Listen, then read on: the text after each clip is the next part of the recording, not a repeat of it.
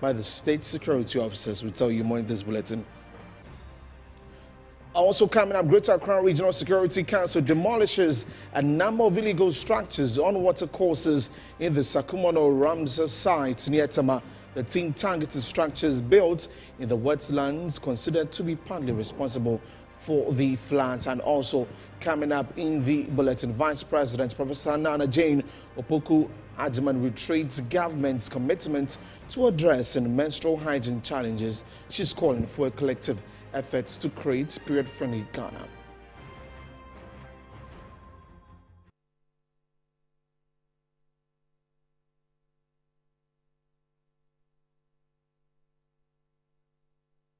Hello again, welcome to the bulletin. We're live on Facebook at Metro TV Ghana and also on DSTV channel 277. I will begin the bulletin from the Supreme Court, and the court has dismissed a preliminary objection filed by the Attorney General which sought to exclude Justices Scott Pamang, Adibu Esiedu and other committee members from a suit filed by suspended Chief Justice Gertrude Tokunu challenging the constitutionality of the proceedings against her. The objection argued by Deputy Attorney General Dr. Justice Ramsar claimed that the committee members were not explicitly named as defendants intended to be affected by the legal action. However, former Attorney General Godfred Yeboah-Dame, representing Gertrude Tokunu, countered that the reliefs sought directly involved the committee members, warranting their inclusion. A five-member panel chaired by Acting Chief Justice Paul Bafoboni sided with Dame's argument and ruled that the committee members will remain parties to the ongoing case. Justice Tokunu is also requesting the court to allow her waive her right to an in-camera hearing, declare the committee's prima facie finding unconstitutional, and bar the committee from proceeding further.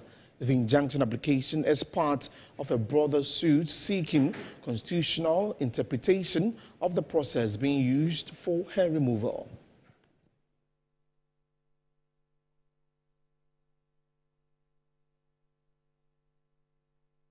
Our visuals from the Supreme Court, and we'll definitely follow that and bring you more details as the situation continues, and well, we'll definitely be bringing you that subsequently.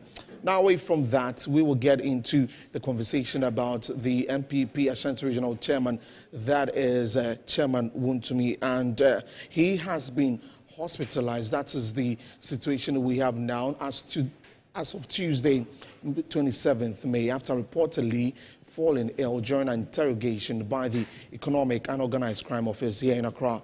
The development was confirmed by his legal representative, Andy Apiakubi, a former member of Parliament for Asante North, who briefed journalists last night on his client's health status. However, he declined to reveal the name or location of the medical facility where his client was being treated. Apiakubi also confirmed that his client had received a writ of summons from Exim Bank, which the legal team is yet to respond to. Here is the counsel. My client has been taken to hospital for medical treatment. For about 6 hours, what has been happening in there? We have given our statements. They preferred some allegations against him. He responded to them. We haven't finished with interrogation, so we'll come back to continue, hopefully tomorrow if his condition improves. Otherwise, he will stay there until that the doctors discharge him, and then he will come back to continue the interrogation. Nevertheless, we have also received this afternoon a writ of summons from Exim Bank, and we are going to respond to the pleadings tomorrow. And I'm very hopeful that we'll be able to mount a defense of the writ. When we are in court, we will indicate that to the court that this we consider a civil matter, for which reason Exim Bank has issued a writ of summons to us, which we are also responding. So this one of a supposed criminal investigation, I am sure and confident that we will be able to also surmount a defense. Finally, what were the charges that were preferred against him in there? They laid charges of yes, they laid charges of the relationship between himself and Exim Bank and supposed. Well, staying on that particular issue, speaking on Good Morning Ghana earlier this morning, Kwesi Brown Jr., the editor of the Insight newspaper, has stated that if someone is suspected of committing a crime, the modus operandi of arrest isn't at the individual's discretion. He justified the arrest of Bernard Nchubwesiako, the Ashanti Regional Chairman of the NPP, also known as Chairman Wontumi. And in contrast, Isaac Boamanyako, MP for Afia constituency, deemed the arrests or the modus operandi as unnecessary, describing the heavy security presence as unfair, likening it to treating Chairman Wontumi like a cocaine criminal. Nonetheless, he emphasized that no one is above the law and should respond to invitations for questioning. Chairman Wontumi is the regional chairman of the New Patriotic Party, which claims that its stronghold is Ashanti Kumasi. Now, if you are going to arrest Chairman Wontumi in Kumasi, you are going with an armed man. Does it make sense? Would you arrest him with 2 people? Would it make sense to do that? So those who are talking like this Rambo style and so on, they should examine the issues well. You understand? Now, if what you are saying is right, it's even the more reason why the team arresting him will be reinforced. I didn't know. You are saying this morning for 2 weeks. That it appears that for 2 weeks they've been trying to get him to hand himself in for questioning. And I heard that from Abbas Nuruddin, who's the okay. He gave reasons why they should give him some time. Yes. Because he said he would be attending some medical and all of those Master, things. it's not at your pleasure. If you are suspected of a crime, your arrest is not at your pleasure. The arresting agency may extend some courtesies to you and so on. Definitely. But 2 weeks, Abba, Master. Oh, they still never killed you. I feel now the Abba. Master, 2 weeks. Why? You know, look, I think that anybody who will be arrested, all arrests must be according to law. right. Those who are being arrested must have their legal rights. They must enjoy their full legal rights. And these things should not be done arbitrarily in order to achieve a political end. But to create the impression that as for some people, they can never be arrested. But then, why are we interested in only Wontumi? Are we saying that for the entire country, it is only Wontumi who is doing that business? Go to Takwa, go to Bogosu Pristia. We have more everybody that is suspected to be in that business or trade to be invited and investigated. But when you single out political persons like Chairman Wontumi, like this other person, then it is more like able to satisfy itself with whatever it wants to achieve. Right. So please, let's get it straight. Wontumi has availed himself. And this issue where you are at NIB or police, and then you go. Now, the minority in Parliament have expressed worry over the ongoing processes to remove Chief Justice Gertrude Torkornoo, describing the move as judicial injustice. In a formal remark at the commencement of the second meeting of the 9th Parliament, the Deputy Minority Leader, Patricia Pierre-J, noted the minority will not sit aloof and allow government to defend the judicial system of the country. The audacious attempt by the presidency to undermine the Chief Justice of the Republic. An assault not merely on one officer holder, but on the very sanctity of the judicial branch. At the same time, the president is seeking to pack the Supreme Court with loyalists. 7 nominations in one swoop, clearly designed to bind the hands of the Judicial Council and tilt the highest court in the land towards executive interest. Equally troubling is the identity of the legal practitioners leading this crusade.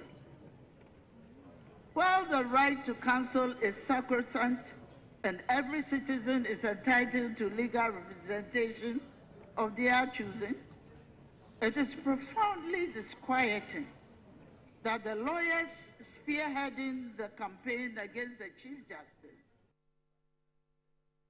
Still in Parliament, the Majority Leader Mahama Yariga has touted the government's achievements in Parliament for thorough investigations. With greater determination, the business community operates with restored confidence. Even political opponents like Dr. Mahmoud Bawumia have been inspired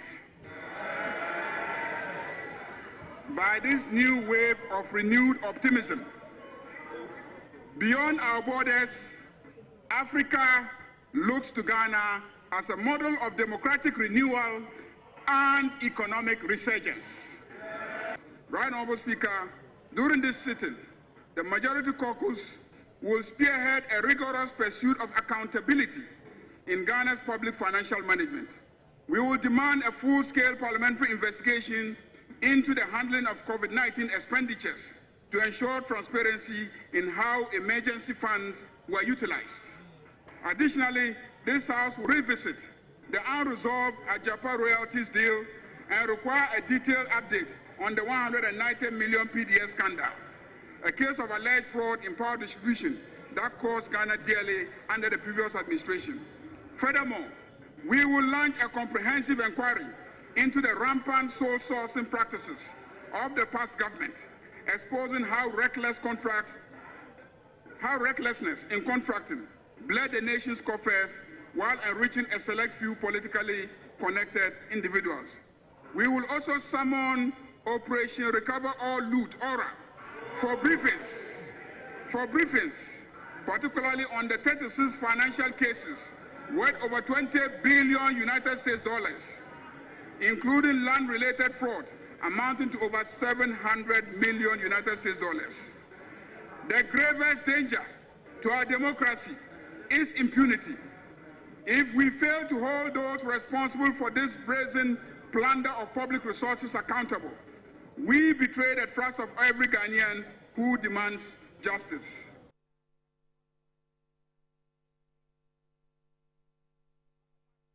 Or staying in the House, the Speaker of Parliament, Alban Bagbin, has once again served notice of his resolve to punish individuals who would be identified to have made the daughter of a murderer comment when investigations are concluded. The Speaker, during his opening remarks at the second convention of the 9th Parliament, expressed disappointment in the majority members for not being able to identify the individuals believed to be members of the minority who made those comments. The members of Parliament who made the comments are yet to own up, despite the Speaker's cautions asking them to own up and apologize or face the consequences after the investigations find them guilty. Before the Speaker, the Majority Leader Mahama Yariga, in his opening remarks, indicated that they would push for investigations to be concluded during the session and the culprits recommended for punishment. The Speaker gave a one-week ultimatum to the maker of the statement to own up. That has not happened. We on the majority side will not leave the matter unresolved. The Majority Caucus will demand that all the MPP members of the backbench who were sitting in the direction where the unsavory statement came from should be referred to the Privileges Committee for investigation of a consent to breach the privileges of a member. The NDC Majority Caucus repeat our condemnation. The NDC Majority Caucus repeat our condemnation of the unsavory comment made on this floor and regrets the incident as the lowest point in the life of this House in the last sitting. The Speaker of Parliament, Alban Bagbin, maintained a firm stand on the matter and assured those found to have made the comment would be punished. The Speaker was, however, disappointed that not a single member from the majority is unable to identify those who made the comment. Majority members, with your numbers watching the minority, you are telling me that none of you can identify the person who spoke. The person, honorable members, please, the person spoke not once, but twice. The minority leader on his feet turned to look in that direction. And none of you can identify the person who spoke. I'm very disappointed. What is even shocking, with all the cameras and the CCTV, none could capture the person who spoke.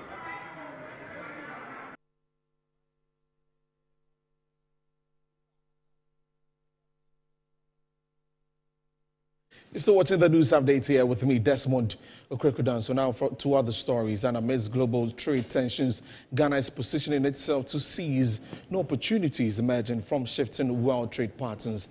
President John Dramani Mahama, speaking at the African Development Bank Group's annual general meeting in Côte d'Ivoire, emphasized the need for stronger intra-African trade.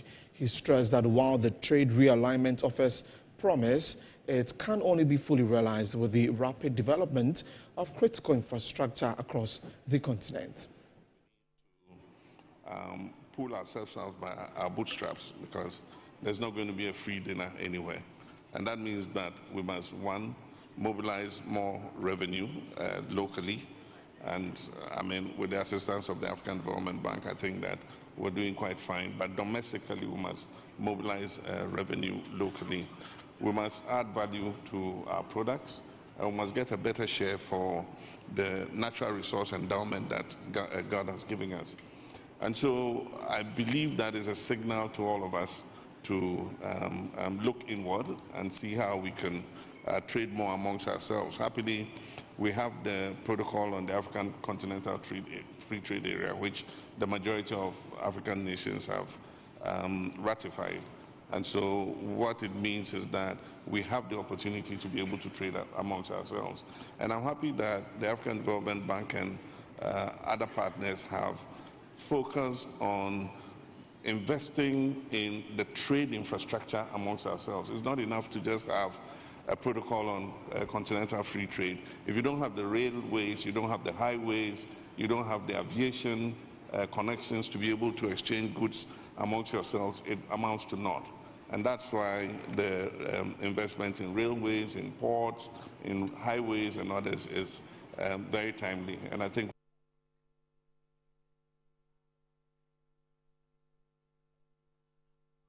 now, Vice President Professor Nana Jane Opoku-Agyeman has reaffirmed government's commitment in breaking barriers surrounding menstrual hygiene in certain communities in the country. According to her, there is the need to ensure a collective resolve to build a period-friendly Ghana. Here is a report by Ebenezer Quay. Former Minister of Education Betty Mould Idrisu made the remarks on behalf of the Vice President during their commemoration of Menstrual Hygiene Day 2025 at the residence of the British High Commission. It saw the screening of documentary Bad by Blood, the culture change holding back girls in Chechewere. The documentary, filmed in Denchura, Chechewere in the Upper Denchura East of the Central Region, highlights the realities of girls who must navigate cultural taboos, inadequate infrastructure, and economic hardship just to access education during menstruation. I think they should talk with the ghost, so that we can cross it. On behalf of the Vice President, former Minister of Education Betty Mould Idrisu reaffirmed government's commitment to ensuring a period-friendly community. Menstruation is not a curse, not a taboo, and certainly not a reason for any girl to drop out of school. It is a natural part of life which must be treated with dignity and respect. As we reflect on what we have seen tonight, may it strengthen our collective resolve to build a period-friendly Ghana where no girl is barred by blood and where every girl can walk confidently into a future of equal opportunity. Samina Bachia spoke on behalf of the British ambassador to Ghana. This initiative through the Office of the Vice President and as a priority for the government is exemplary and will deliver menstrual hygiene products to many girls around the country, which will be a fantastic step forward. A real challenge will remain in making sure that access for girls is sustainable, financially affordable, even in a world with inflation and rising costs, that they are able to access these products in a sustainable way close to their homes regularly. Minister of Gender Agnes Momulati mentioned that government will find lasting solutions to the plight of people of Chichire in the central region. We are saying the plight of many. I'm sure there are many communities like Chichire where some of these things still persist. What we want to do is to come together as stakeholders. As we are here, we saw the documentary, the issues, and then the petitions from the children, the requests from them. And so I believe when we come together, we'll be able to find a lasting solution to it. Emilia Ankoma is the Member of Parliament for Upper Dentra East. The main challenge has to do with the menstrual cycle one, because that one, when you are beyond the river and you have your menses, it means you cannot come to meet with the teachers, the opinion leaders, then the parents of those people in those communities, so that together, how best we can help our people. The annual Menstrual Hygiene Day, which is an annual advocacy day, is dedicated to increase the awareness and understanding of menstrual health in accessing comprehensive. Now, the African Union Advisory Board on Corruption is set to undertake comprehensive state party review mission in Accra. This mission aims to assess Ghana's commitment to the African Union Convention on Preventing and Combating Corruption. The AUABC will engage with government officials, civil society organizations, and other stakeholders to evaluate the implementation of anti-corruption measures and identify areas for improvement. As we prepare for this mission, we reaffirm our shared vision, an Africa where governance is rooted in fairness, where public trust is earned through action, and where the fight against corruption leaves no room for complacency. Together, we continue to build a future defined not by the challenges we face, but by the integrity with which we overcome them. The high-level delegation from the AU Advisory Board Against Corruption, AUABC, very simple, will arrive in Ghana on Sunday, 1st of June 2025. From Monday through the course of the week, stakeholder engagement with a cross-section of key institutions in Ghana's anti-corruption ecosystem. These engagements will include consultations with the following institutions: the Office of the President, the Ministry of Justice and the Attorney General, the Office of the Special Prosecutor, Commission on Human Rights and Administrative Justice, the Ghana Audit Service, the Economic and Organized Crime Office, Parliamentary Committee, specifically the Public Accounts Committee, Legal and Constitutional Affairs Committee, civil society organizations including the Ghana Integrity Initiative, the Ghana Registrar General's Department, Judicial Service, Anti-Corruption Desk, Public Procurement Authority, and our development partners, including the UNDP, GIZ, World Bank, DANIDA, and some other relevant actors. These meetings will provide an opportunity to share experiences, assess progress made under the AUCPCC, and collectively explore ways to strengthen Ghana's fight against.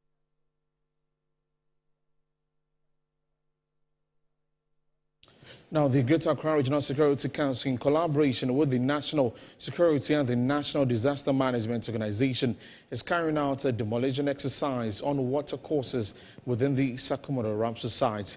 The operation targeted buildings constructed in the wetlands, which were deemed partly responsible for the severe flooding in the area.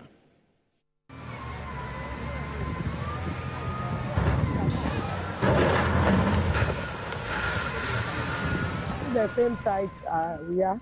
You notice that they've developed the place so fast. And this is a directive, like we said, this is not my initiative. It's a directive from the presidency. And so we want to mitigate this flooding issue within not only Greater Accra, but the entire country. And we told you that we don't want any structures raised, but today we don't know what is happening. Did you give them permit, to raise back the structures or what? No.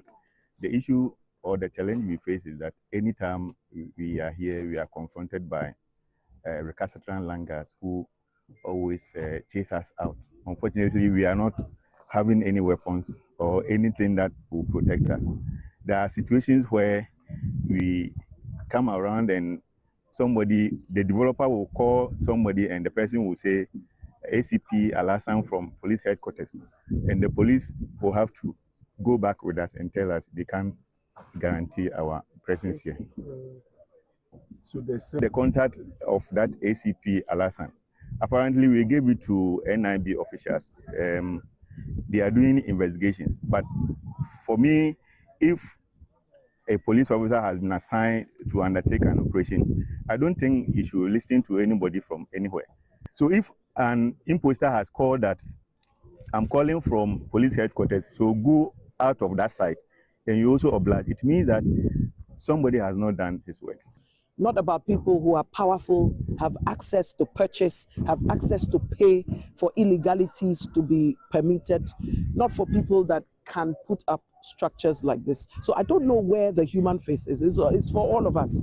But we're going to do within reason whatever we can. But essentially, we also have to protect lives and property. And whatever happens here is affecting people miles from here. And that is the problem. The flooding in Accra everywhere is just a matter of time before it consumes all of us. NADMO is involved in this exercise because we all know if these Ramsar sites are encroached upon, the repercussions that comes with it. What it means is that water will not find its way into where it's supposed to be. And so it will stray into where it shouldn't be, people's homes, and destroy property and sometimes lives. That is when NADMO is called in. So we want to be part of this exercise to ensure that as much as possible, we are able to prevent flooding. On to our other sad story before we wrap up. On Friday, the 23rd May 2025, a tragic event took place at the Amankwakron Fisheries Agri-Technical Institute in the Afram Plains in the eastern region, where strong winds tore through the campus, causing the roof of the school's dining hall to collapse. Unfortunately, this accident resulted in the death of a staff member, Madam Joyce Alifo. This incident has reignited serious concerns about the structural safety of the school's buildings. 2 years ago, heavy rains caused the roofs of several workshops in the school to collapse, and these damages remain unrepaired to date. In light of the recent collapse, both staff and students worry that the dining hall might be left in a similar state, posing ongoing risk to those on campus. Now, speaking to Metro News, a source in the school explained that the incident has caused fear and panic on campus. And Metro News contacted the Ghana Technical and Vocational Education and Training Office, and we've been told that the incident has not come to the attention yet, but immediate action will be taken. We'll definitely follow up on that particular story.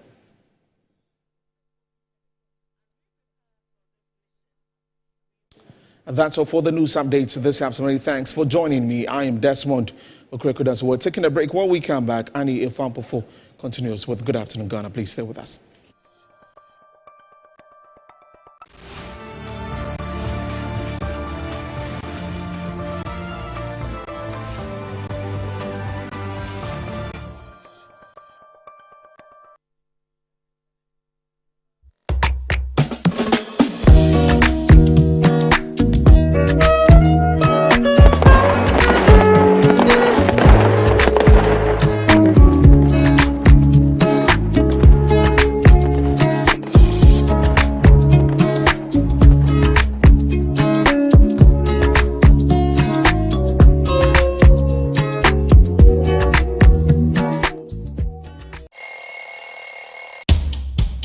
anti-cavity, gum protection, brighter teeth, and fresh breath.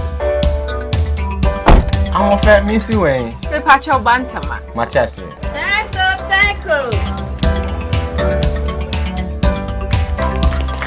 It's her smile. The fresh breath. Me, Judy said we used to Cal 360 toothpaste. Some kind. Cal 360 toothpaste. Gaskia, Cal 360 toothpaste. It's a gum protector. Onim Jom Kasan Kasan Kasan. Kine Hossein. Cal 360 did the way. It's cool mint. Gives me fresh breath and your confidence booster. You will see so feeling when you know Cal 360 toothpaste. Happy smile. Cal 360 toothpaste, anti-cavity, gum protection, brighter teeth, and fresh breath. Cal, happy smile. This advert is FDA approved. Whether you're a wholesaler, retailer, or consumer, MNC Logistics and Trading is your trusted partner in minerals and food commodities trading. Experience the difference with MNC Logistics and Trading for your commodities trading. We operate a well-equipped laboratory that smelts and assays gold to ensure transparent, credible, and reliable minerals transactions. Our general food commodity market deals with imports and exports of food products such as rice, sugar, and grains. We pride ourselves on delivering products that meet the highest standards of quality and taste. With our expertise in international trading and logistics, we bridge customers far and wide. Locate us at number 4 Neosai Interfo Avenue, East Legon, Accra. Call us on 030-299-8246 or visit our website www.mnclogisticsandtrading.com. MNC Logistics and Trading, hub of confidence. Some movies change the world, and you'll find them elsewhere. Mnet Movies 4 is just in it to change your mood. Great. They turn an ordinary night into something awesome. Make you laugh louder, smile bigger, and feel like a kid all over again. Yay! This is so much fun! The only thing our movies are seriously serious about is making you happy. All month long. On Mnet Movies 4 for the easy, cheesy, silly, funny, snort laugh classic movies of your life. Did you know you can make money every day on the Wanna Own game app? Here is how to play and win. Watch Wanna Own on Entertainment Review every Monday, Wednesday and Friday on Menstrual TV. Scan the code for access, select a game and play away. There's money to make on Wanna Own. What are you waiting for? Wanna Own, more money every day. Endorsed and accredited by NLA.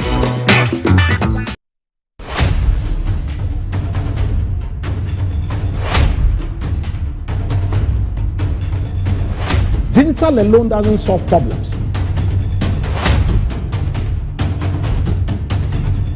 You were a waiter. Yes. You were waiting tables. Yes. Were you doing well? Were you polite? Or you were traumatizing the guest? Oh, I was. The interesting part about being a waiter is the tips, basically. Oh, yes. No, but the tips come if you are courteous. Women inspiring women, Who I tell are you. you inspiring now, Jackie? I am inspiring a lot of the ladies in my company.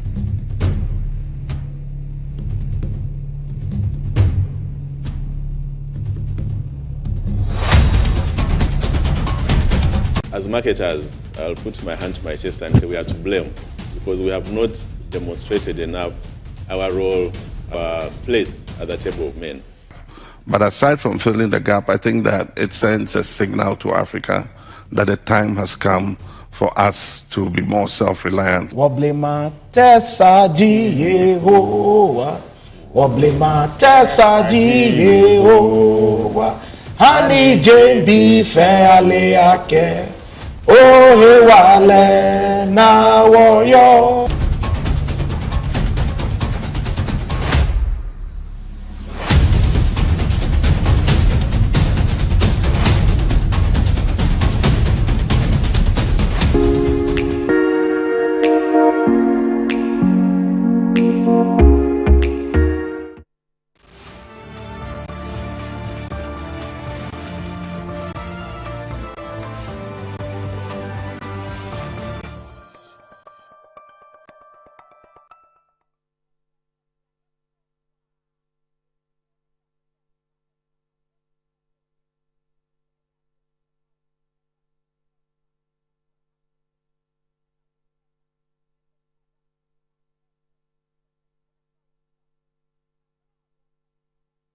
what the Sadia when you know, demolition in you. I know what the Yakas and over the Boya. I hear you, Madam. No, I hear you. Like Jessica or Bagidia. There's an aqua. Or Bangwakato said that I want to, I want to say. Obagato said, yeah, Yamanisika. Or do you 20,000, or do me 5,000, or do me 10,000, or do me 20,000, or young them, yeah, they man, Nina, no, Sako Sebe, was about the Puno, Aqua, or a forestry man, or heavy video, how much function, what that? On their corner, how much function, so almost a promoted bribe. And then the form of the Jackson, the bribe.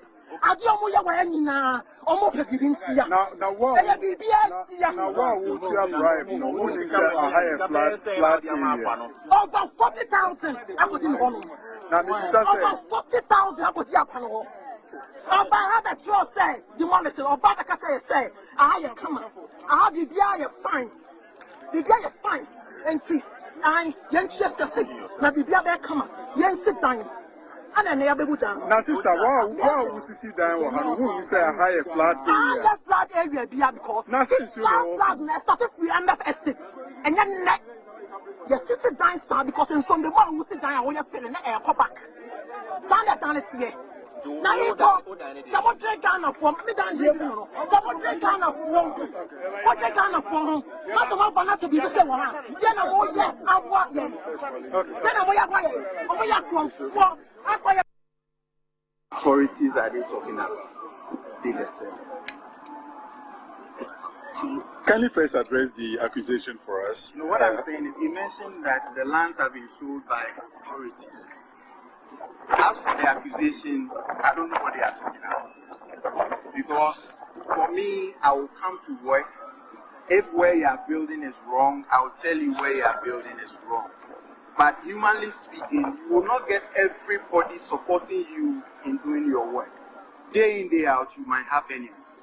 But the issue is that, is it everything that everybody will say that is the truth? No. If anybody is saying, I have collected anything from anybody, they should bring proofs. And I'm ready. The man actually confronted you, and he was telling you in the face that you took money and you are here to demolish. It's not true. The issue is that the people out of anger will say a whole lot of things. But then truth will always stand. And that is what I'm telling you. Do you know the man in question? Have you seen him before? Have you engaged him? I would say I know a lot of people on the Ramsar side, based on the fact that I still go around to advise people if where they are building is wrong. And if it is in the waterway, I will come around and ask who is doing the development. And I will speak to you one-on-one. If you fall within the waterway, I will tell you bluntly, without using sugar-coated words. I will tell you that you are developing in the waterway and you need to desist from it. That is what I do. And by so doing, it makes me get in touch with the developers. And I keep advising them. By so doing, I know the majority of them. So you mean you gave them all this advice? I gave them all and yet still we see this level of development? All right, so if you've been monitoring activities since the early hours of today, that's what's happening in the Tema Metropolis, where the MC, in collaboration with the task force, are going through the areas where we believe are waterlogged areas and are supposed to be reserved that people are developing for their livelihoods, and buildings are coming down. There's frustration in the air. We'll get into the area where Shadrach Odamiajare is standing by to bring us up to the minute report of what's happening in the Sakumono Ramsar sites, to be precise. That's where these demolition exercises have begun. So EB Bright and the authorities involved, or all stakeholders, have come to an agreement that some buildings must come down. And it's frustrating watching some of these buildings that have already reached their completion stages, and they're all coming down because the reason is that it takes to allow the flow of waters when they gather, especially when it rains. And if it's a Ramsar site, then you know that there's no way you have to be building in Ramsar sites. As painful as it is, as a nation, we're going through it. So let's see how that also, ends. We'll get into that issue and give you more details there But we'll also bring you the developments within the MPP and the NDC regards the corruption allegations and investigation which has led government security installations or apparatus to be chasing persons who are expected to be providing answers to the nation as far as financial malfeasance and such activities related are concerned. So we'll bring you the answers from that too. Now, remember that, prior to the elections, when parties were sharing their manifestos, there was a request by private schools that they wanted to be a part of the free SHS policy. They were demanding that they should be rolled into it because they have the space, they have the resources, they can support the numbers and all that. Guess what? The private schools have been successful. They've been roped into it. How effective that will be, let's see how it goes. But we'll get into that, let you understand how it works so that you know, if your child is in a private school, what to expect. If they're in the public school, what you should be expecting. But for now, they have joined the free SHS policy and they will enjoy the benefits that comes with it. Talking about school, there's a program. I don't know if I should say a program by my alma mater or a department associated with my alma mater or something like that. But any way you put it, it is. It's an anniversary launch, right? That's happening tomorrow. University of Ghana Department of Sociology happens to be the oldest sociology department across West Africa with a rich history in the national development, impactful social, political, economic, education, family, migration, health, science, and technology, research, and educating the future leaders of our country. So on Thursday, 29th of May 2025, the Sociology Department will launch the 75th anniversary. This afternoon, we're having some interaction with the leaders of the department, and they joined me in the studio already. We want to start with them since it has to do with education. We want to query the impact they've made in 75 years. So the people we're having this discussion with this afternoon include Professor Sylvia Jan. She is chair of the organizing committee and professor in the Department of Sociology. She's with me in the studio. Guess who this professor is? Prof, you're welcome. Good afternoon to you. Good afternoon and thank you. You know, ladies don't like it when you ask them of their ages. But as a professor, looking at your face, I want to ask on air, what's your age? This is private. I'm sure I'm not the first person ever asking you this question. Yeah. I'm so sure. I don't say. But I'm not saying my age. I'm playing. I'm just playing. Yes. You're welcome. Good afternoon to you. Thank you so much. Right, and thank you for coming. Yeah. Okay, so also my former lecturer at Ghana School of Journalism is also here with me, and he's in the person of Dr. Rabiu K.B. Asante. This man, if he teaches you, don't understand though. If you ask him to, he won't mind you. Dr. Rabiu Asante is here with me in the studio, and he's senior lecturer, also chair of the media publicity of the 75th anniversary of the Sociology Department of the University of Ghana. Prof, you're welcome. Good afternoon to you. But he's a nice person. Please don't get me wrong. You're welcome. Thanks You're welcome. To your audience. Right. Good afternoon to everyone as well. Good afternoon to you. So first, Prof, I'll let you take us through the department's sociology, as we're calling it, and the 75th anniversary. What's this all about? So we've been in existence for a long time, actually as old as the University of Ghana itself. We are only some few months younger than the University of Ghana. Itself? Yes, itself. The foundation department for a lot of the social sciences departments in the University of Ghana, including the psychology department and the social work, CSPS as well, and African studies.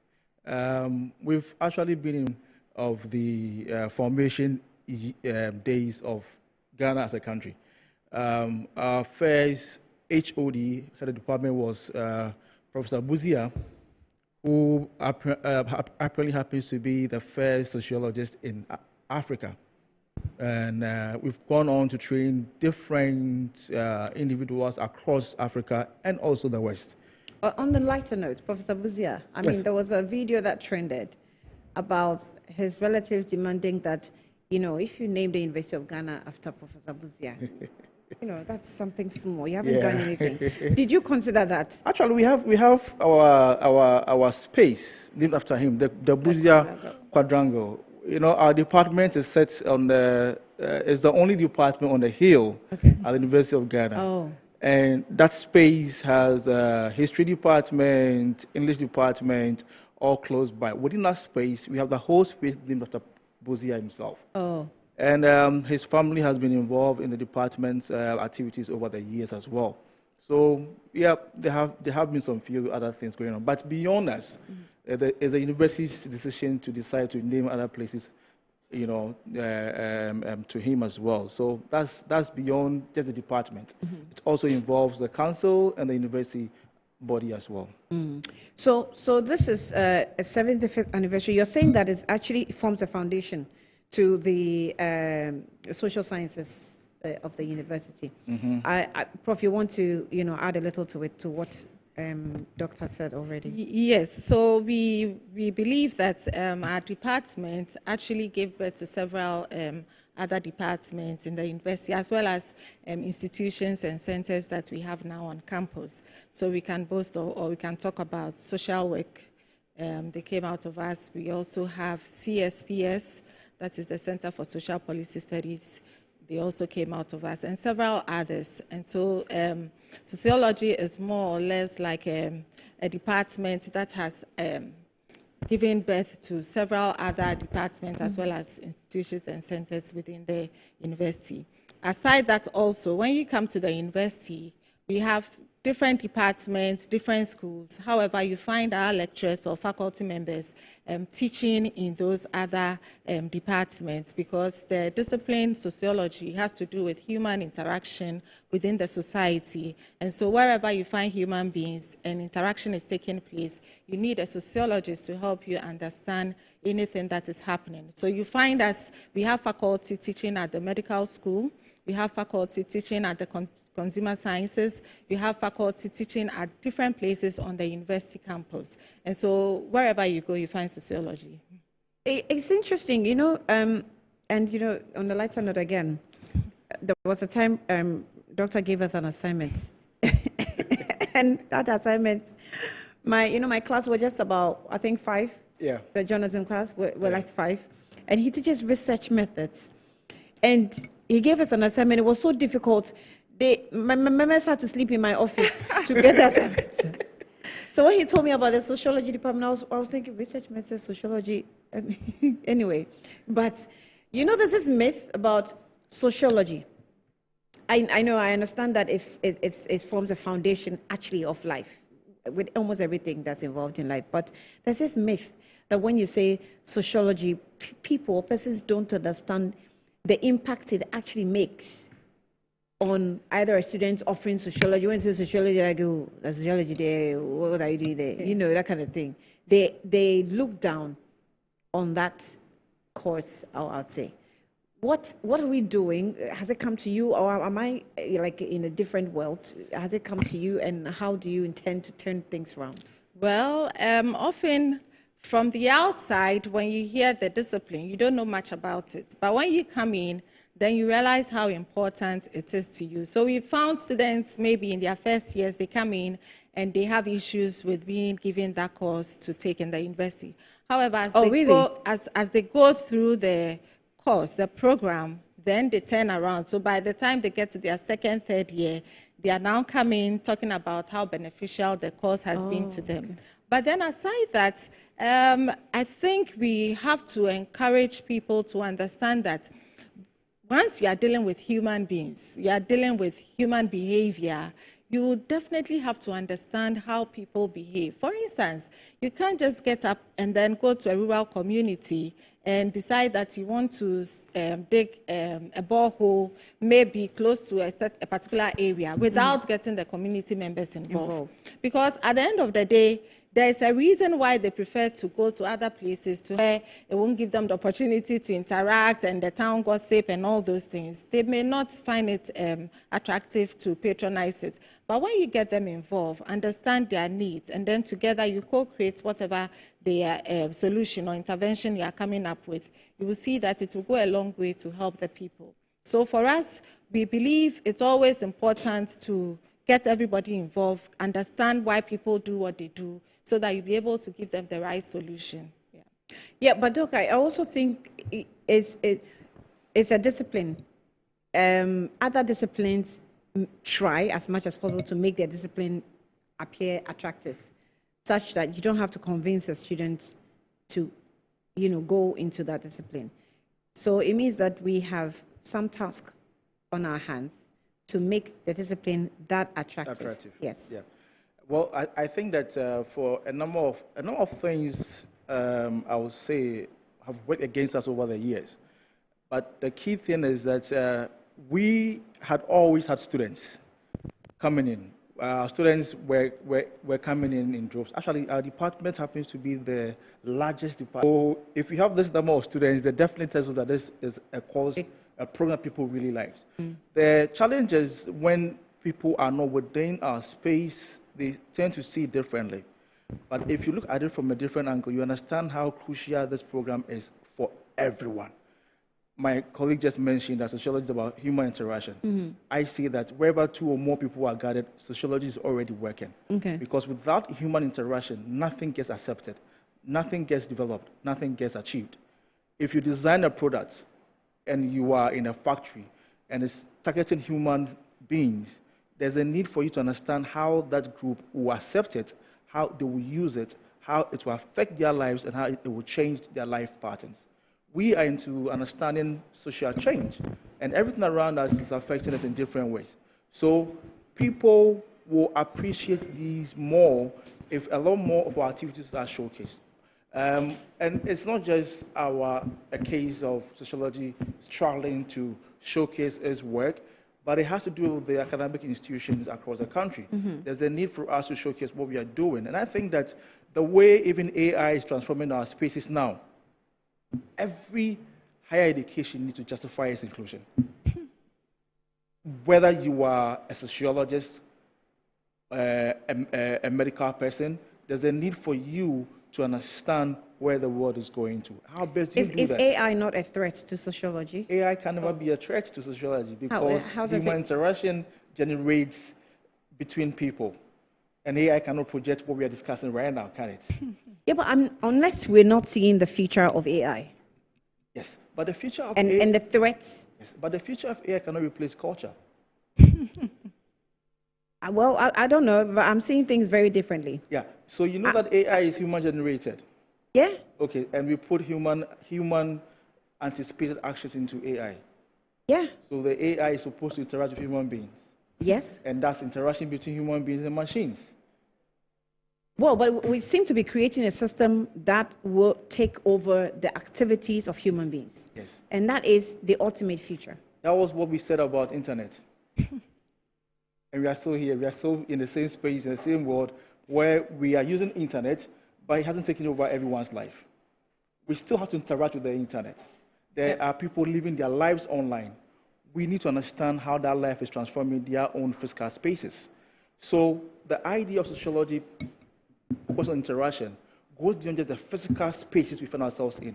It also goes into the virtual spaces.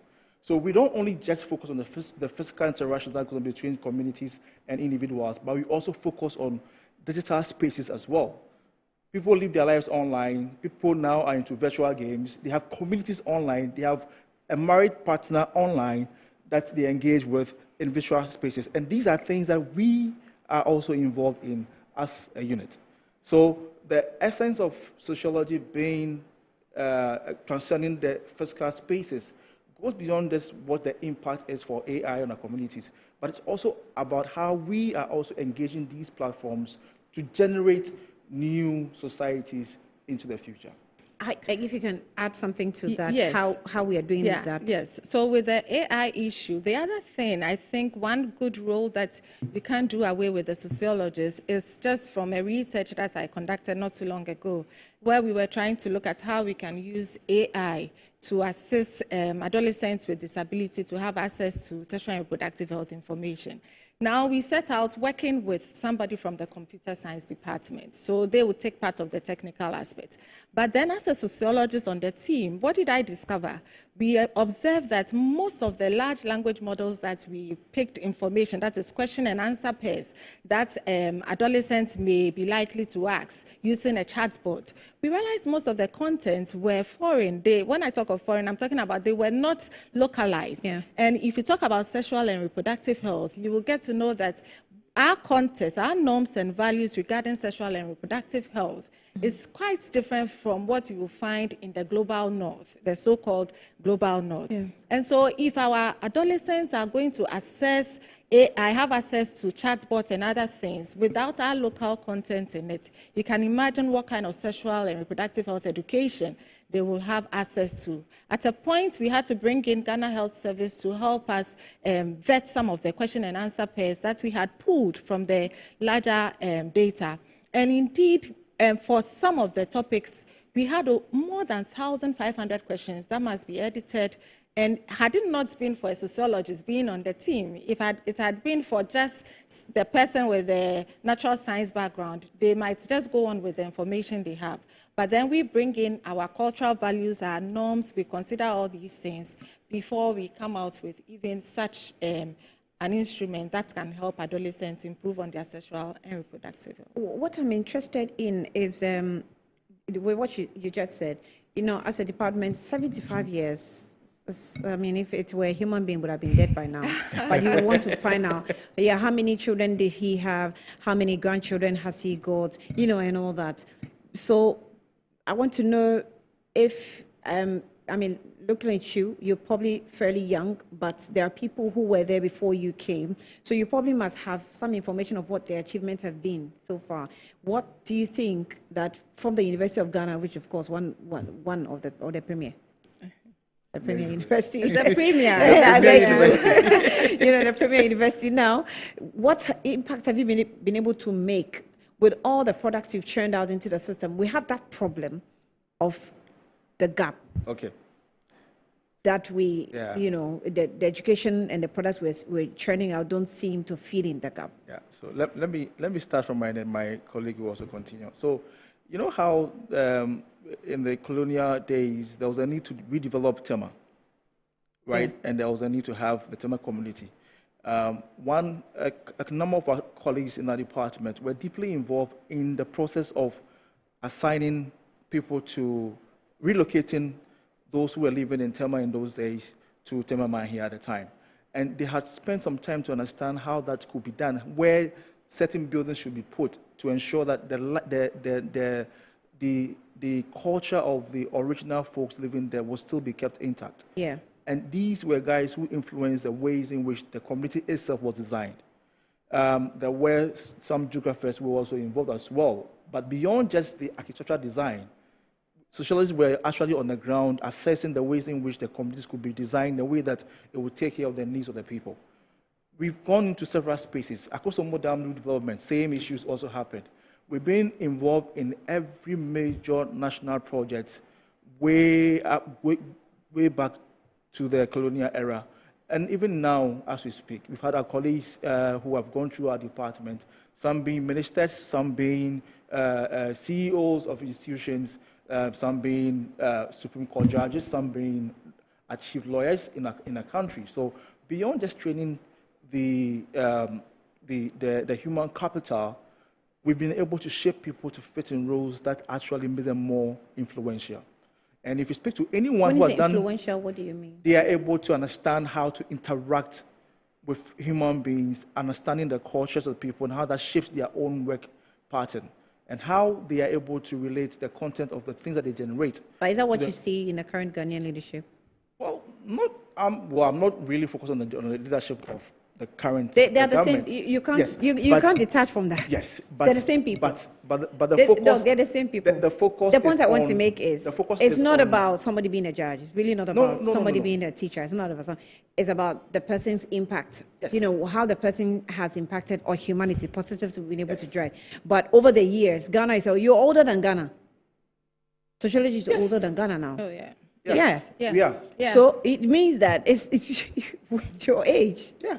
you must have more impact. Yes, we have. But obviously, every time we sit and talk, we say, oh, Ghana is going backwards. Ghana is going backwards. Yes. It is the same leaders you're churning out. Exactly. But you know that the thing is that we've had our own political history. Yeah. We've had several coup d'etats that also brought breaks into our development. Those also affected us as well as an institution. If you remember, there were times that Ghanaian lecturers left this country to pursue different careers out of the country. We had our own, we also suffered the same fate as a department. Okay. So we lost quite a number of faculty members to Nigeria when there was this migration at the time. We've had our own difficulties, but even despite those difficulties, we've been able to excel in the midst of that, on all that. So we are doing our best, despite all the challenges that we've been facing as a unit, as a department, and also what we go through as a country. We have the same impact. Yeah, and then the other thing is, if you look at our research, I want to make mention of the late Emeritus Professor Nukunya. He has come up with a book that wherever you travel to, if you want to know anything about tradition and change in Ghana, it is one of the books that is referenced all over the country. It's all over the places. And so we also help to document some of these things so that at least our history, a country without a history goes nowhere. So some of the things that the practices that we have had in the olden days, we still have them in textbooks. We still help students to appreciate them so that it can help us. And as we forge to develop our country, we must also remember where we came from and how we've done things so we don't go astray. So, in addition to that, every Ghanaian doctor must take a course or two from our unit because you are dealing with human beings. It has to be a must. Do they? Yes, they do. They do. And are you proud of them? Well, proud, yes, I'm proud. Your answer is very... Yes, I'm proud because I had a visitation just yesterday with a Ghanaian doctor. Is it just the doctors or the nurses? Well, across the medical field, right, they are supposed to take one of the courses we have in our department, medical sociology. And it's one of the key things that enables them to interact with the patients they receive in their hospitals. I know we're wrapping up, but Doc, let's be honest with ourselves. You know, my doctor, he has really worried me in class. So me too is my turn. Go ahead. Doc, let's be honest with ourselves. I am not proud of our doctors and our nurses. The extent at which we've taken this country, sometimes it's very sad. Yeah. And you, when you are honestly talking about it, you seem to be an enemy to the profession. You're not. Because an ordinary person like me, I'm not a doctor, but if I see someone is sick, you know, I have a certain level, that humanity, you still feel that. But I'm not sure if, because doctors see death almost every day, they have gotten used to it, or nurses see pregnant women every day, they have lost their humanity. I'm not sure if there's something in the sociology,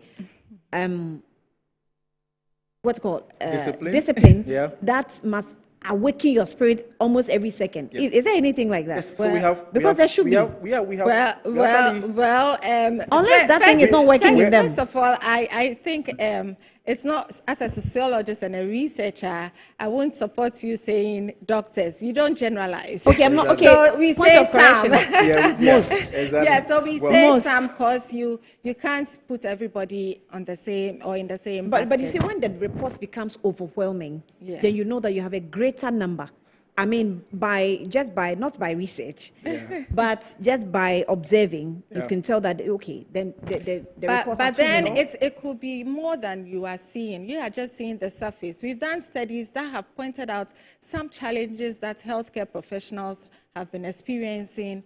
These challenges, they stem up from institutional challenges, then even sometimes personal. So we always have to make sure we understand what exactly is causing doctors or healthcare professionals to behave the way they do. But then we also can't say that they are not doing too well, because I think if you look at it critically, they are working. You may have a few bad nuts who may be doing what we don't want them to do. But however, I think with the sociology they've been learning in class, they are doing very well. So far, my experiences with most healthcare professionals have been very, very, very good. Yeah. Okay. And I also want to add on that, you know, doctors are part of communities. They're part of our culture. what they do, how they do it, the way they go about it, is a reflection of our own culture and our own space. So in what we tend to do now, are they reflecting on us or we are reflecting on them? It's both ways, because it's co-creation of reality. And both realities from their end and our end are both a reflection of what we are engaged with in our own social spaces. We have programs that actually help to improve some of these interactions that goes on in the hospitals. Our research works span across different dimensions of the medical field. And we have engaged with a number of nurses and doctors who are into these practices. And we are also helping people train their own staff to help them get the best out of their clients and their patients. So we know some of the challenges. We are all trying to help out in the best way that we can. And for us, research is a beginning. Okay. The interventions are always there for us to also pursue. Okay. Let's wrap up with the details of the program. So thank you. So we want to take this opportunity to call on everybody in Ghana, including our alumni, as well as our current students and anybody who is interested in humanity, to show up tomorrow on the 29th of May at the Department of Sociology, University of Ghana. We are having this event. We want to showcase our department, which is on the hill, and so we are having it at the forecourt of our department. Tomorrow is going to be the launch of the 75th anniversary. We have a lot of programs lined up. However, tomorrow we are just going to launch. We have a surprise for everybody. We'll be unveiling our logo for the department. For the past 70 years, we do not have a logo. We want to unveil our logo. We also will be unveiling the anniversary cloth. And we also have our Vice Chancellor coming as our chairperson for the program. We have Professor Fayose going to be our guest speaker, and we also have a lot of other dignitaries that we have invited. And so we want to encourage all our students, all our alumni, wherever you are, just come tomorrow and come and help us celebrate this milestone. The time is 10 a.m., and we'll be wearing our anniversary T-shirts and polo shirts, as you can see me dressed in it. The Sociology logo will be launched tomorrow. Yes, a beautiful one with interesting explanations. So please come and let's all celebrate this milestone. We have a few acknowledgements that we want to... Acknowledgements? Okay. Yeah, we first of all, we want to thank Metro TV for giving us the opportunity to come here and tell the whole world the importance of sociology. We also want to thank some of our sponsors. We have Japan Motors, who have supported us. We also have Qatar Charity. We also have Valco Trust Fund. Then the Honorable Minister of Education himself. And God willing, we are hoping we'll see him at our program. To be a sociologist as well. Yes, he's also. Oh, he is. Yes, yeah. We'll see him, God willing, tomorrow. We also want to thank the School of Social Science as well as the College of Humanities for supporting us. Thank you. Okay, Doc. Thank you very much for the support you've given us. And we are hoping to see everyone tomorrow. It will be a great occasion to reconnect and get to know new people, get to see the people who've trained you over the years and the new generation of lecturers in our department, what our research capacity is all about, and what we are hoping to do for the years ahead. So we are hoping to chart a new path for the department and train as many people as we can and impact our society beyond just the Ghanaian shores and also other parts of the world that we know. So thank you very much. Thank you. Thank you very much for also responding to our call within a very short period. I called Doc and he agreed that, okay, they'll be on the program. So thank you. Thank you very much. For your time. Dr. Rabiu Asante, KB Asante actually, is a lecturer, and then he's also the media publicity, in charge of media and publicity of the Sociology Department of the University of Ghana. Also, I had, proudly, Professor Sylvia Jan, and she is a chair of the organizing committee and a professor at the Department of Sociology as well. I'm grateful for showing up with Doc. All right, so we'll take a breather. When we come back, we'll get into the other issues. I'm sure we'll get into the Tema Metropolis, where we'll bring you the details of what the demolition activities is like, how it's going, and, you know, what the authorities intend to do about it. Later, we'll get into the MPP on how it is handling. Remember that Parliament resumed yesterday, and Minority was showing some opposition with all actions that this government is taking right when it took office. We'll bring you all the details, and then later we get into the private schools who have been absorbed into the free SHS policy. Be back shortly.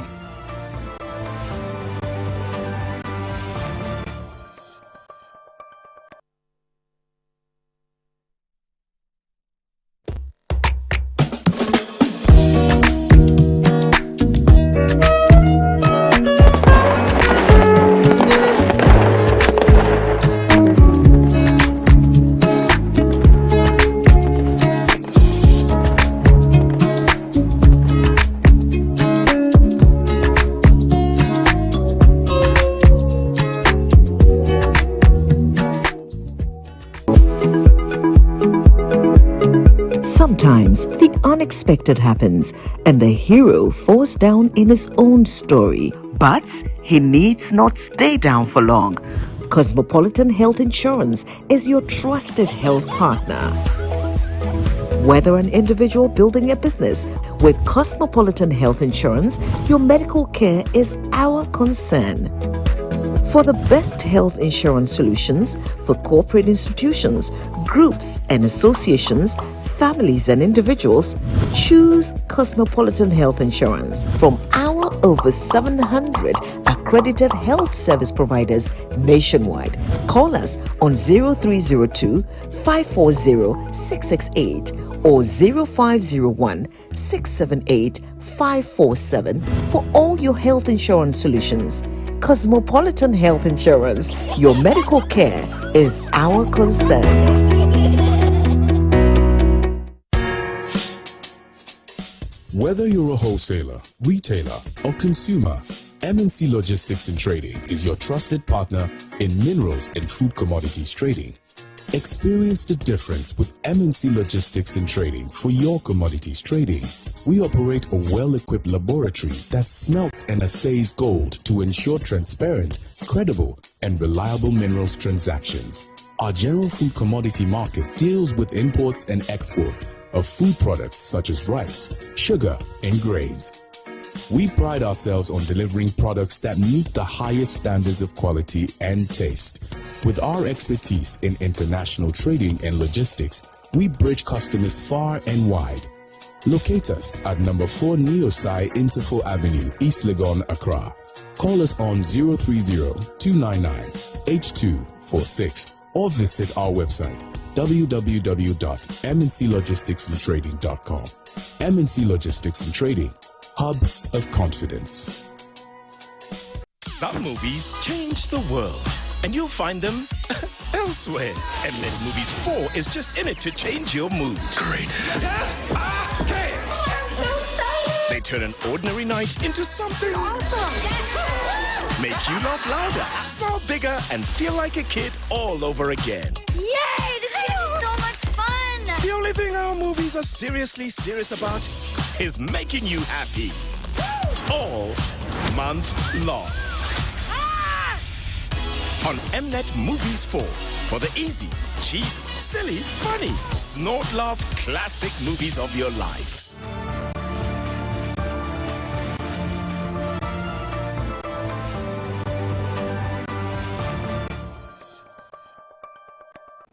The school selection exercise exists to allow prospective candidates to submit a list of their preferred second cycle institutions to be placed in after their basic education certificate examination results are released.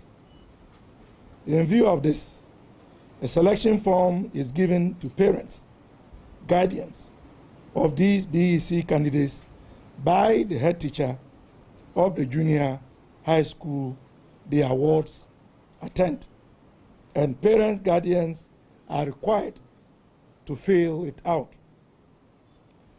Friends of the media, it is important to note that parents may seek guidance from their junior high school authorities in filling out the school selection forms. Parents are entreated to take a keen interest in this school selection exercise, as this will determine the high school the awards will attend after the completion of their basic education. Let me state that as part of our campaign promise, we have been working very, very diligently to bring on board private senior high schools to participate in the delivery of the free senior high school program. Meetings have been held, engagements have been done, and we are very certain that with the diligence that we expect from our side and the eagerness of the private schools to participate, the private schools would deliver in their participation. We believe very strongly that in fulfilling this manifesto campaign promise. This is going to serve as an artery in helping us bring an end to what we all describe as the obnoxious double-track system.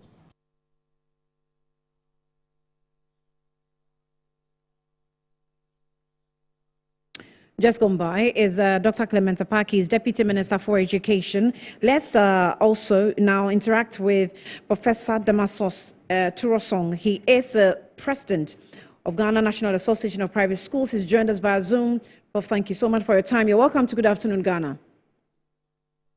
Thank you so much for this opportunity, and my greetings to your august viewers. Thank you. Prof, just to refresh our minds on your previous requests and demands that you had made to government in terms of aligning with the free SHS policy and what you earlier on said you wanted. Just remind us of what you said you wanted to do to support the implementation of this policy. Well, we have had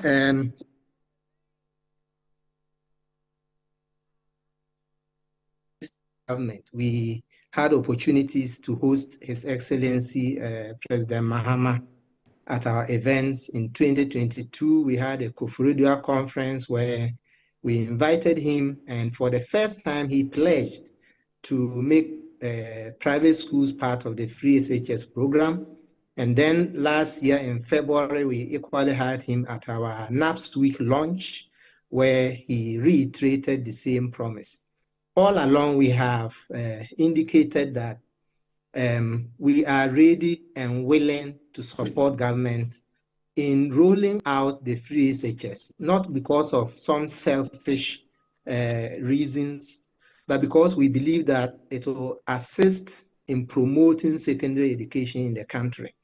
Like the Deputy Minister indicated, double track would never even have occurred if government heeded to our advice in the first place to make private schools part of this program, because you have public schools which are bursting at their seams with students that they could easily offload to the private schools, and yet they just held on to these students and then denied private schools an opportunity to get them into our empty structures that are lying across the country.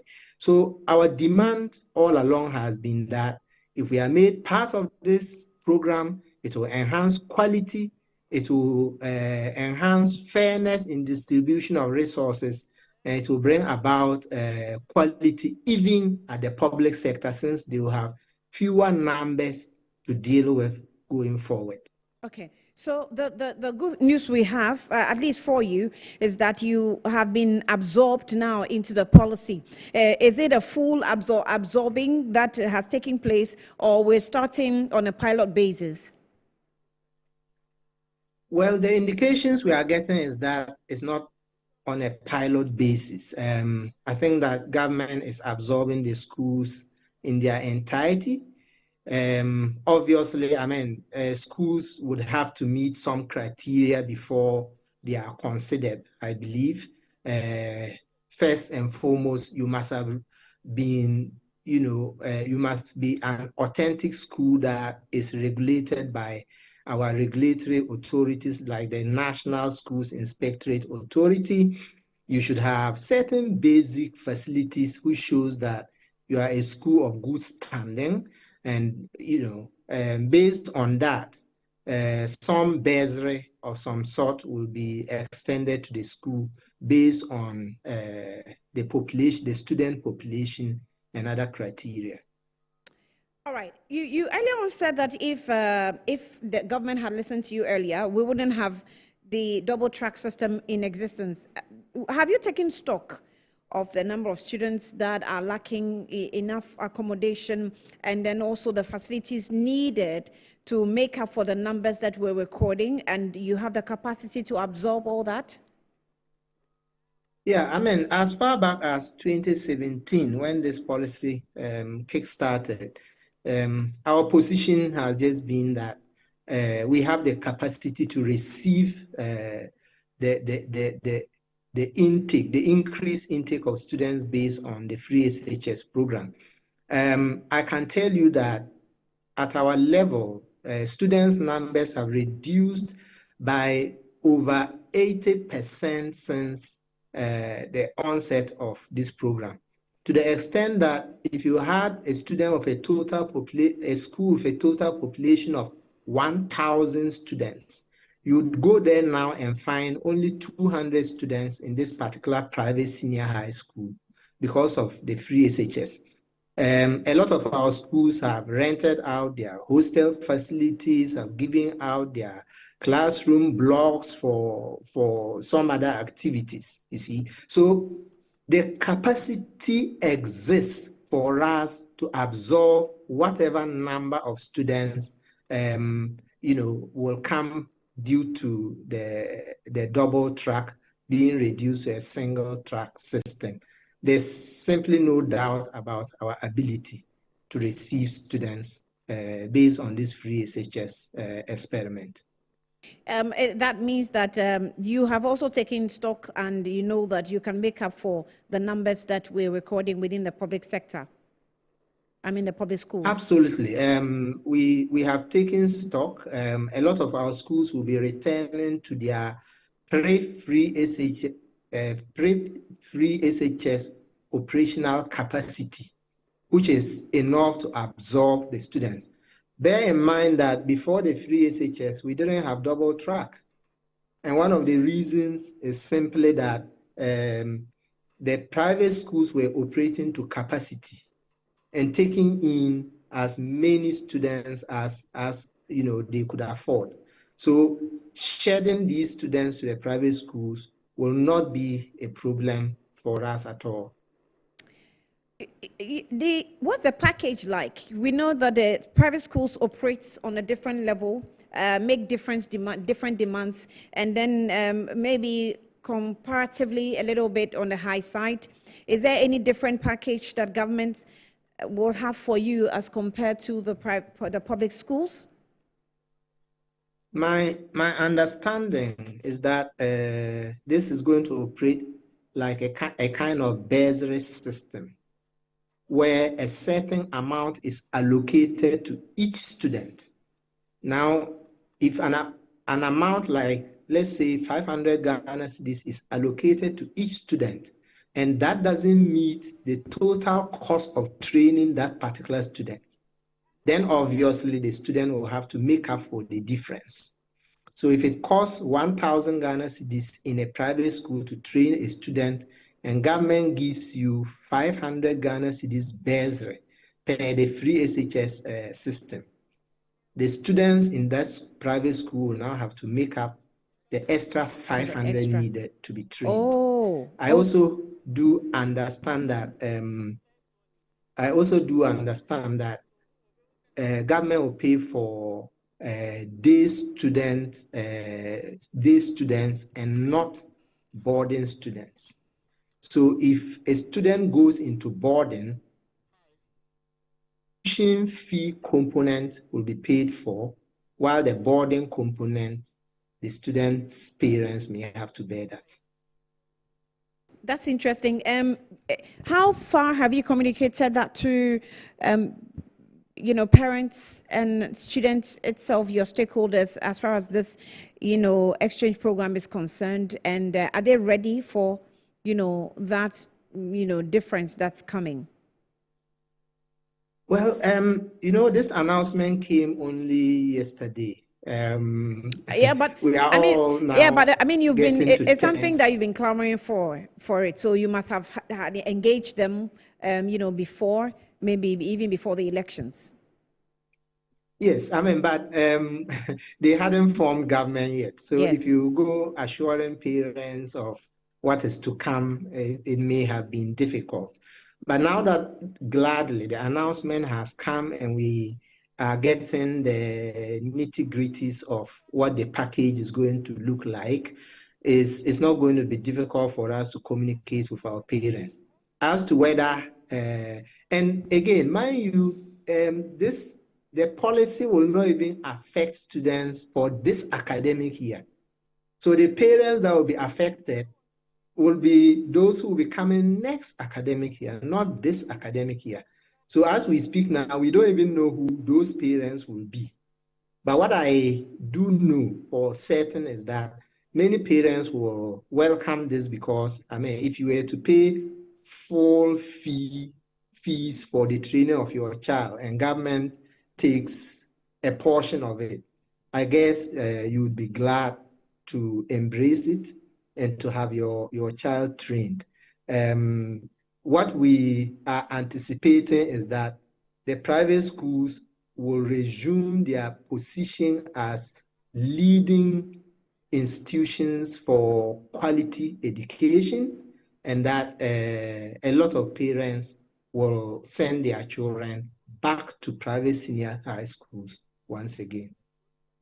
Right. Professor Damasos Turosong, we'll leave it here and then also follow through with you, and let's see how the implementation of this policy within the private sector will go. If you have nothing to add, we can end the interview. Thank you.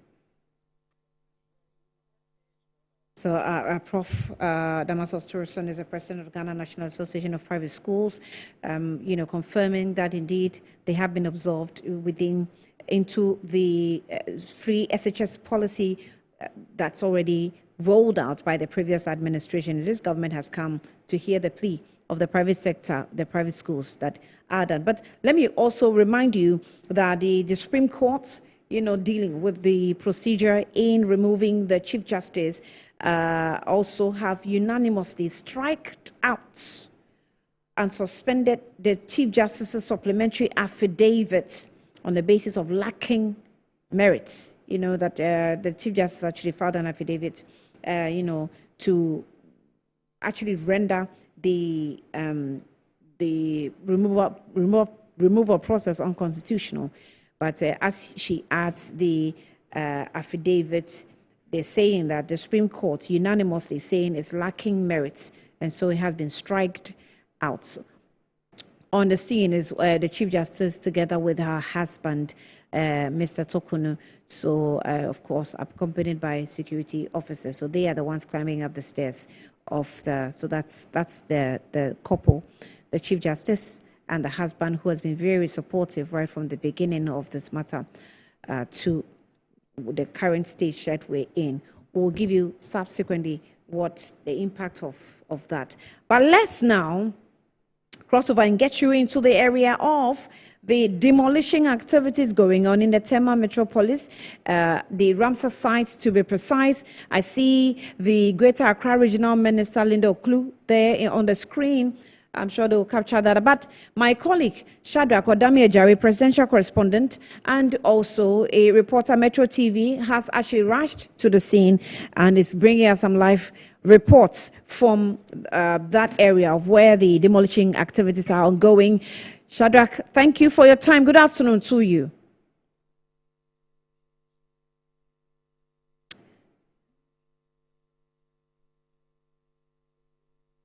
Okay.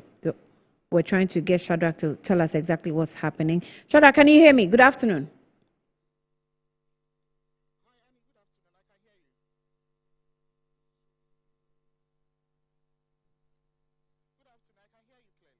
Hello, Shadrach? Shadrach, can you hear me? Okay, we're trying to engage our presidential correspondent. Annie, I can hear you. Right, Shadrach. Thank you for your time. So, yes, I can hear you. I see you with the regional minister, and then I see you on the scene of where some of the demolition exercises have happened. What exactly is going on? Take us through brief, viewers of what the situation is now.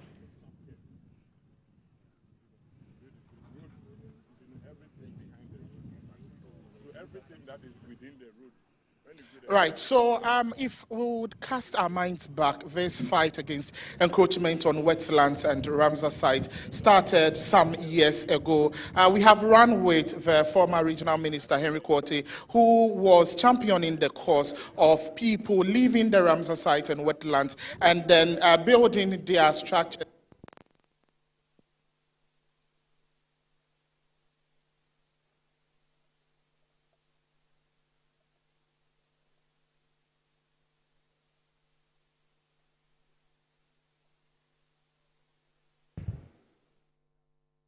Okay, well, we seem to be having challenges with the sound, but Shadrach is still, on the field. The apologies for that. We hope that it's restored as soon as possible. But if you look at the scenes, you see that behind him are demolished buildings. I'm not sure how far they have gone. I'm not sure how many buildings or structures have come down already. Now, the danger of the situation is it's quite disturbing, quite disturbing, because there's a Ramsar site. Ramsar site, obviously, is a waterlogged area, an area that collects all the waters that's coming from, the rains or all activities within a defined area. So if you decide that you are actually going to take over these areas, and we're not sure how the lands within these areas are demarcated and how they're distributed, you understand, the building in these areas, it's just going to, be a difficult scene to watch all your money go down the drain in this manner. And that is also for the protection of the whole public. It's for the protection of the whole public, that if this one building will create a problem for millions of people, then indeed, we have to do something about it. So when you're giving a portion of land to buy, a place to build, especially within this Accra area, kindly make sure that where you have been giving is legally allowed by the states. I know that government doesn't own lands, but government is responsible for the safety of the people. So just make sure that where you have been giving, you are legally allowed to build in this area, and then you can. His work. Not about people who are powerful, have access to purchase, have access to pay for illegalities to be permitted, not for people that can put up structures like this. So I don't know where the human face is. It's for all of us. But we're going to do within reason whatever we can. But essentially, we also have to protect lives and property. And whatever happens here is affecting people miles from here. And that is a problem. The flooding in Accra everywhere, it's just a matter of time before it consumes all of us. NADMO is involved in this exercise because we all know if these Ramsar sites are encroached upon, the repercussions that comes with it. What it means is that water will not find its way into where it's supposed to be. And so it will stray into where it shouldn't be, people's homes, and destroy property and sometimes lives. That is when NADMO is called in. So we want to be part of this exercise to ensure that as much as possible, we are able to prevent flooding in Accra. Or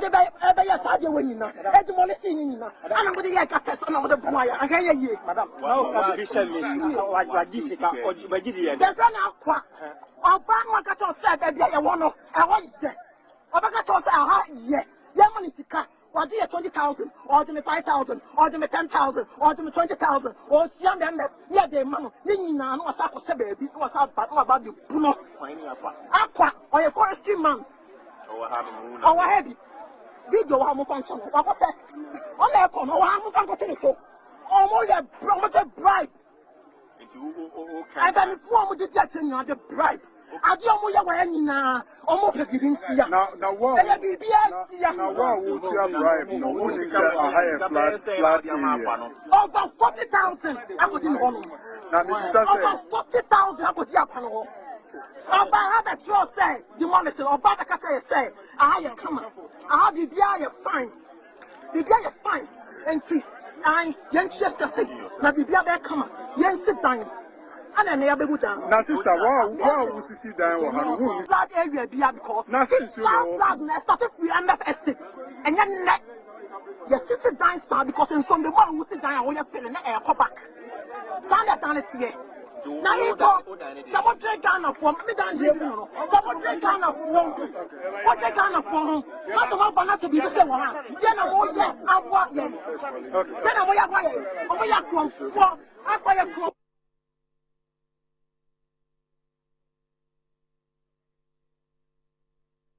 Authorities are they talking about? They listen.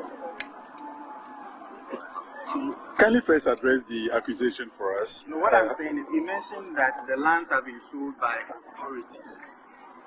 As for the accusation, I don't know what they are talking about. Because for me, I will come to work. If where you are building is wrong, I will tell you where you are building is wrong.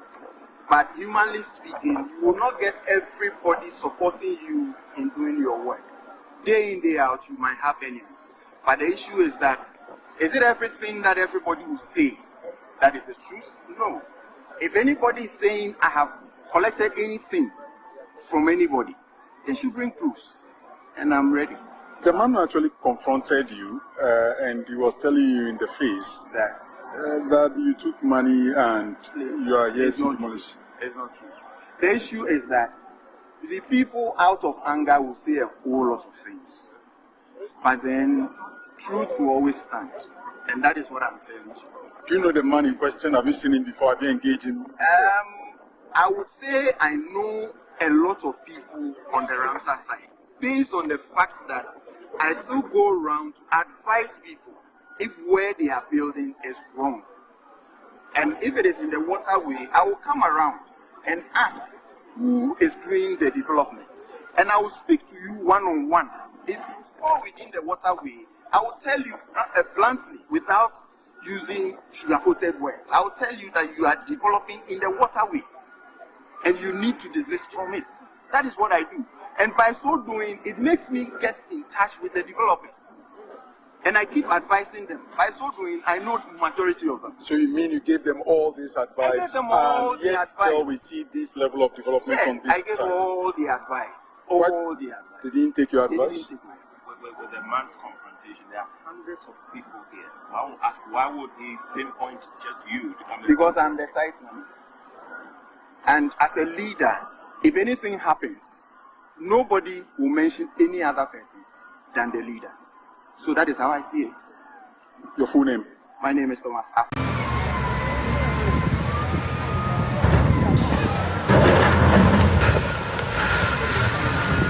The same sites we are. You notice that they've developed the place so fast. And this is a directive, like we said, this is not my initiative. It's a directive from the presidency.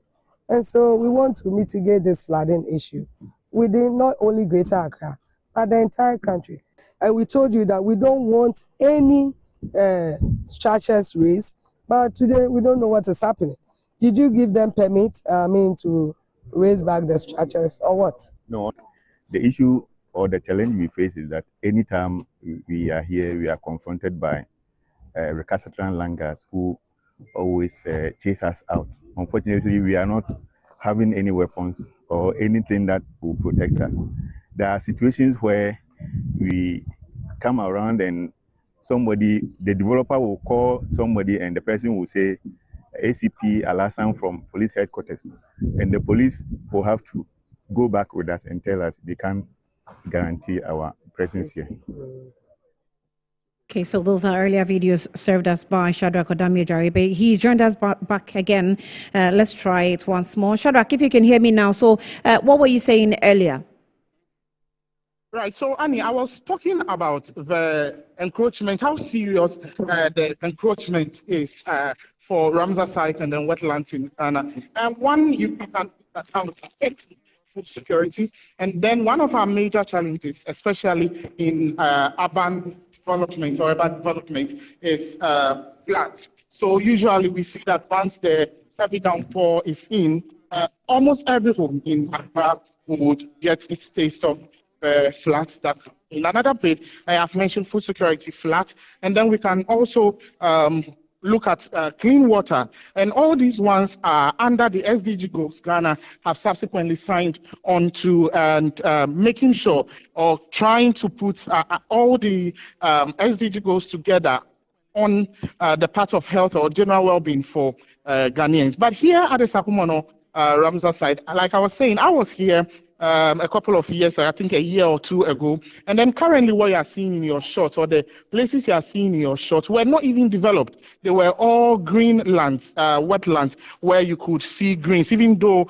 most of the sites were developed. Where we are currently standing were not developed. But it looks like anytime politicians or anytime authorities come in to demolish some structures, the next moment the structures or the other sites are developed quickly. And it raises the question of sustainability plans when it comes to developing infrastructure in wetlands, because people question, why is it that consistently we demolish these structures, and then the next moment you go, maybe you demolish 50, the next moment you go, you are seeing about 100 structures. So that is one of the questions. But earlier, I think in 3 days ago, the regional minister who we had an engagement with mentioned that as part of the sustainability plan, our government would have to place some security personnel in these areas such that we will not come back to see these buildings being erected again. Because like it or not, we have also signed the Wetland or Ramsar Treaty, which means are being constructed or developed into real estate, among others. Then we would now start having issues. And mind you, and in these areas are supposed to be water receptacles where after the rains come in, the water that is supposed to, or the water that is flooding the city is supposed to run into these places as reservoirs. So we're going to see these waters going, and certainly these waters are going to meet us in our homes. And we also see that wildlife or biodiversity is also lost, because you check birds, insects, and other wildlife we see that affect our food security. That is why I mentioned food security, because when you check, about 75% of the food we eat are pollinated foods. So we have the bees, we have the house flies, we have the flies contributing to pollination, and then making sure that we see more yields when it comes to crop production. So if we have developed these sites into real estate, then subsequently we are not going to see the kind of production we get to see when it has to do with food or when it has to do with crop production. So it doesn't just affect our environment, as in flood waters entering our homes. It affects the kitchen and then our dining tables. So and that in turn also increases food prices, because now the little produce that farmers are able to secure, they would have to put higher price tags on it, and then it starts hitting the Ghanaian pocket. So when we want to have a conversation on encroachment on wetlands and Ramsar site, then it is going to be a whole 360 conversation, because it comes back to affect us every time. When you check even with the farmers, you also realize that these wetlands were inhabited by different species of birds who were eating pests when it comes to farms. Now, because these areas have been encroached on, you also have farmers now investing in lots of pesticides, because these birds are no longer available to be feasting on the insects or pests that are affecting crop production. So you would have to now use the little money you would need in crop production for pesticides, and then use that in spraying these crops. And when it goes to the extreme, it comes back to also cause food poisoning and then food poison. So this is the whole narration so far. But currently, this is Sakumono. From Sakumono, the regional minister has hinted that the team will be looking at the areas in Klagon, from Klagon to Ashaman, and then Weja will follow, and then other wetlands, and then Ramsar sites we have in the greater Accra region. Right. Shadrach, it was worrying to have heard one of the affected, residents, describe the situation as light as he expected, that monies that were being used for the demolition should be used to, construct some drainage system so that their houses will be protected. Do I get the sense that persons who have actually built in this area do not appreciate the extent of, seriousness of this matter in terms of where they're building? You see, Annie, we mostly try to educate our viewers and listeners on encroachment of Ramsar sites and wetlands. And when it comes to Ramsar sites and wetlands, it's non-negotiable. Yes. There is no need for drainage when it comes. The whole Ramsar site it's supposed to be a drainage. The whole Ramsar site is a water reservoir, it's a water receptacle. So it is supposed to have all the water running through the area. So when you look at the Sakumono area or the Sakumono Ramsar site, for instance, from Tema to Klagon through Ashaman and other areas, should have all the water, rainwaters coming through to be stocked here. So this is supposed to be a water area, a waterlogged area. So the conversation about government investing in drainage doesn't even come to play when it comes to Ramsar, because this is environmental protection. So it is not just a war, like war against government and government policies. It's actually war against human life. So anybody who has erected any infrastructure on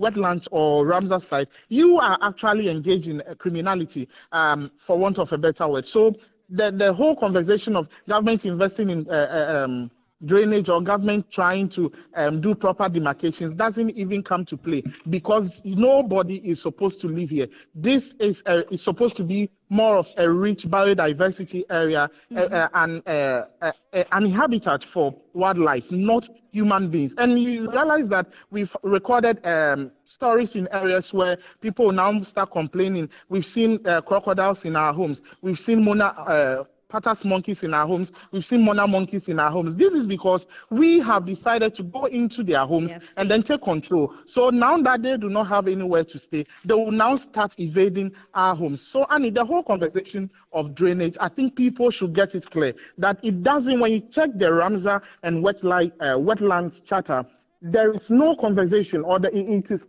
non-negotiable for anybody to talk about Ramsar site and drainage. And you see, another sad bit is even the custodians of the lands that are supposed to be protecting the lands. In most areas, you realize that they are at the helm of affairs when it comes to the sale or the occupying of this Ramsar site. And growing up, I mean, we also saw things like taboos in areas like this, because even as a child, I knew the Sakumo no Ramsar site housed the Sakumo deity. Yeah. And you dare not even walk on it, talk less of going to build your house on it. So how then do we now sit aloof and the traditional authority or the traditional rulers who are supposed to be custodians or protecting this heritage? Because mind you, we may now want to describe it as superstition because of religion, but then the taboos we had in those times were actually protecting these Ramsar sites, because you know that the deity is occupying the whole of the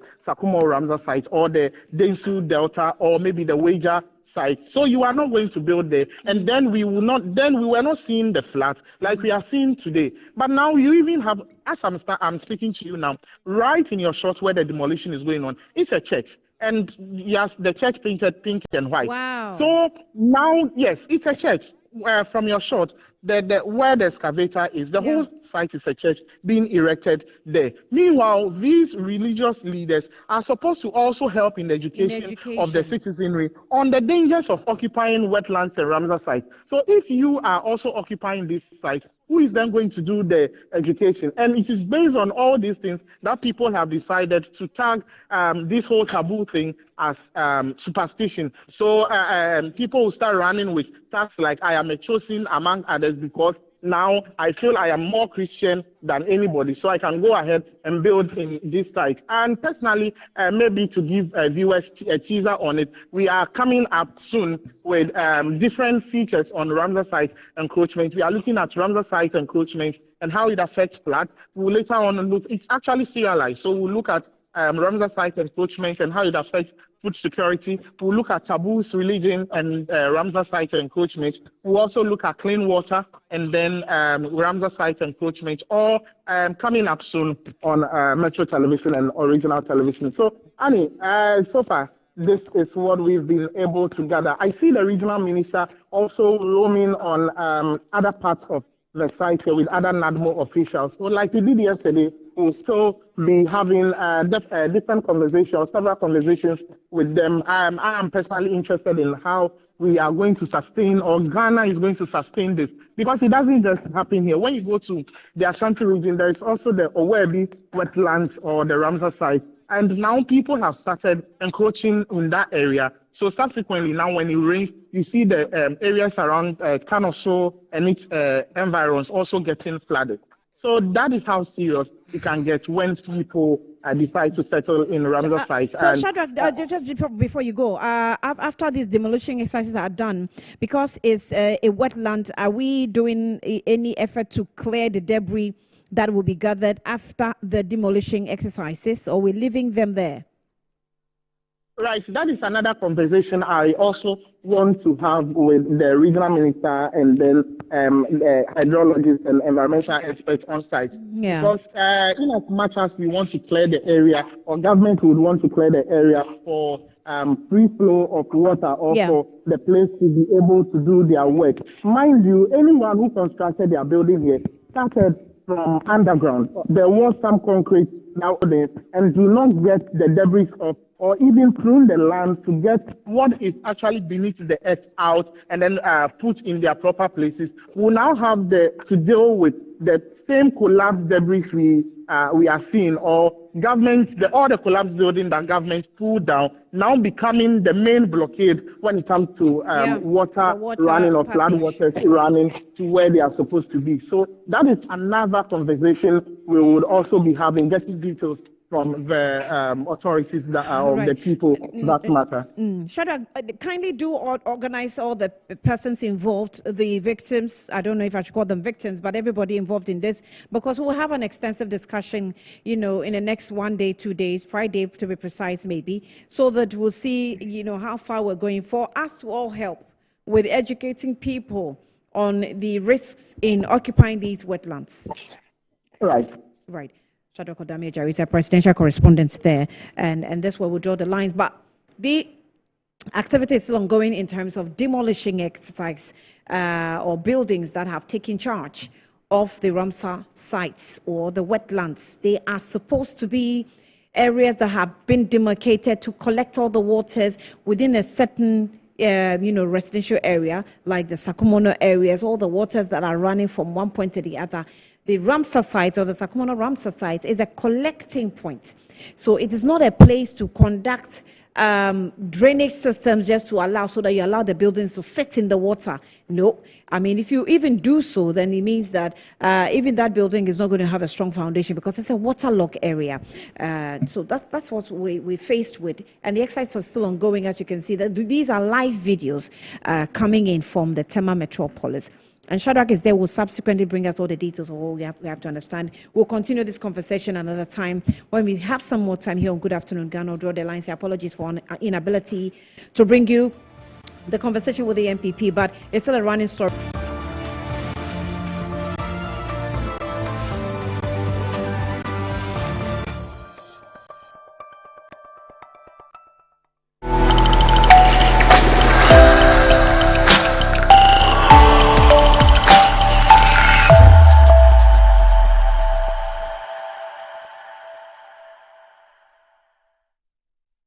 The trophies are in Ghana, the heaviest trophy in the world now.